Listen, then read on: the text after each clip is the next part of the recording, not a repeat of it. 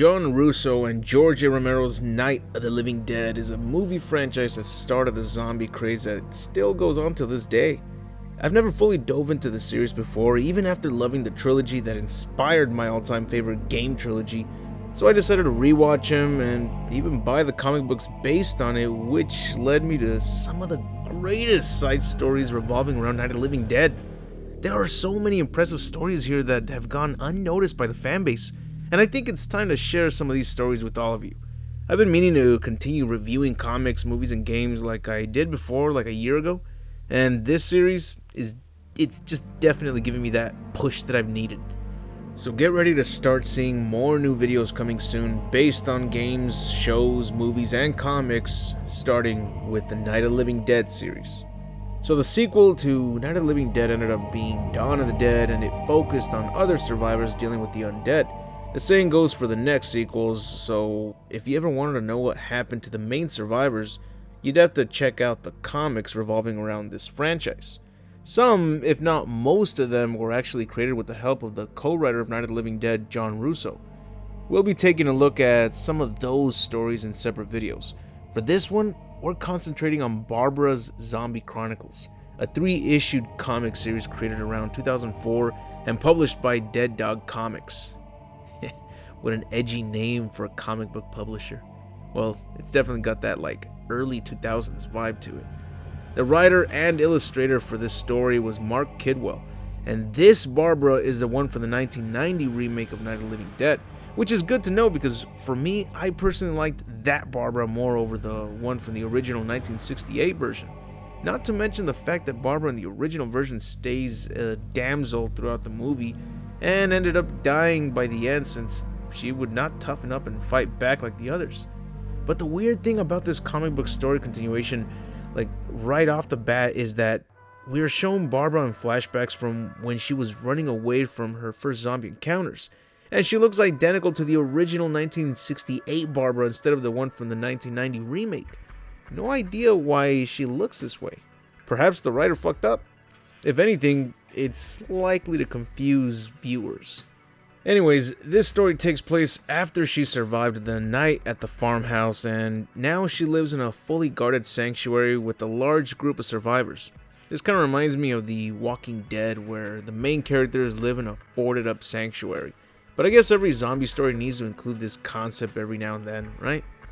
Now, every night, Barbara has nightmares reliving the events that took place the day she lost her brother and was first attacked by the undead. Even after losing others along the way or dealing with crazy situations that seem even worse than what happened that first night, she continues to have the same exact nightmare. So she keeps being reminded of how this living nightmare all started. No matter how tough things get day after day, she just keeps having that same nightmare. That's gotta be crushing her spirit.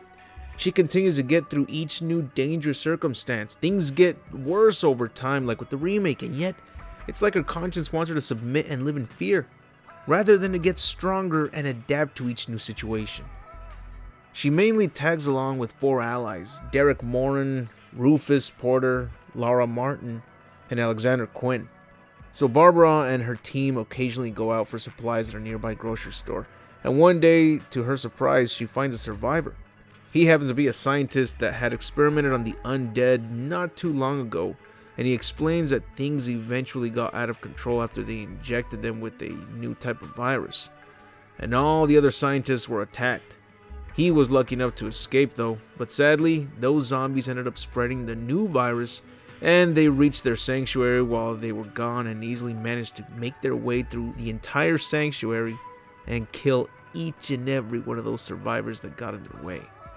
Well, at least the ones that did try to fight back. They end up having to fight their way back in as Barbara refuses to abandon those who could still be alive in there.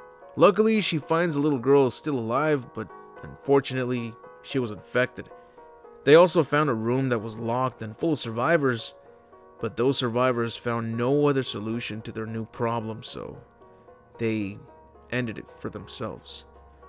Barbara and her friends get out of there, and the scientist did mention something about having a possible cure to anyone who was infected, so their new destination is to go back into the lab that started this new virus. Oh yeah, we'll need some of that. Mm-hmm.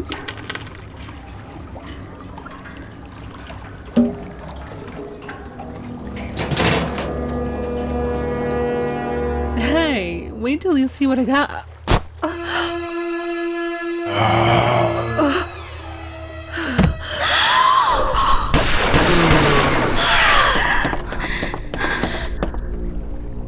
Nice.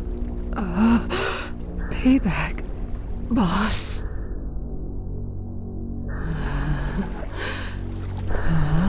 Let me go like this. Boss. You gotta take care of me. Laura. I can't. Barbara. I can't feel my legs. You gotta make sure. Make sure I.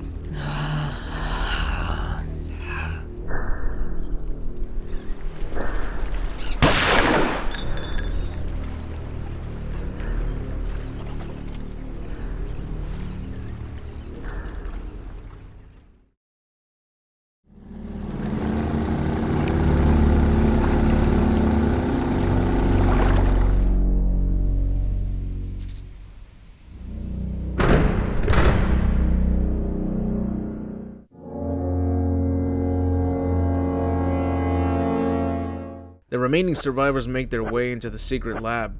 And here's the crazy part. Turns out that those scientists did have an answer to what started reanimating dead people and turning the live ones into zombies when infected. But don't forget that this comic is not exactly canonical to George A. Romero's movie series. So just take this as a what-if side story to Barbara after the first film and the answer to infection. That answer is aliens. I, for one, don't think that this is a bad answer. It's one of many that also bring more questions along with it, so it doesn't completely kill the mystery, but a good answer nonetheless. In the 80s and even early 60s, aliens were seen as a main attraction to cinema in general. So it kind of makes sense why the creator of this side story decided to make aliens be the cause of a zombie apocalypse. The only thing that makes me not like this answer is when characters like Peter in Dawn of the Dead says what he believes is the reason why the dead are rising. When there's no more room in hell, the dead will walk the earth. It sounds more terrifying than aliens, wouldn't you say? So, I guess it's a good thing that this side story isn't canonical to the movie series. Still, could you imagine if aliens was the answer to what caused the dead to rise in the first place? If zombies wasn't already a frightening threat to deal with, how can you expect to survive a little longer if aliens suddenly jumped in to invade Earth? The alien that was captured was just a survivor that crash landed and the government decided to experiment on, of course. So, if this was all caused by just a single alien, imagine what would happen if the rest of its alien race found out that humans were experimenting on their kind. I guess they would just observe from above, seeing as humans were already dying out completely.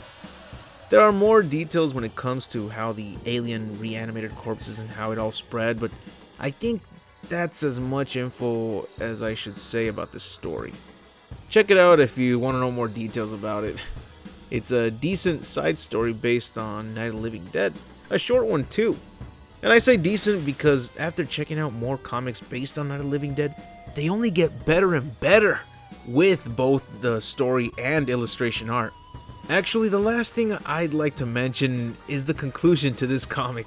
Only because it's like a cliffhanger and this what if story never does get a continuation. After Barbara exits the lab, she ends up outside the White House. And the new residents of the White House happen to be a group of cult survivors led by Charles Manson. What a messed up conclusion for poor old Barbara, right? Now, I'm sure now her nightmares will finally start to change, but not for the best. That's for sure. that's it for the video. Thank you all for taking the time to watch this video, and if you truly enjoyed it, be sure to leave a like and subscribe if you want to see more content from this jabroni.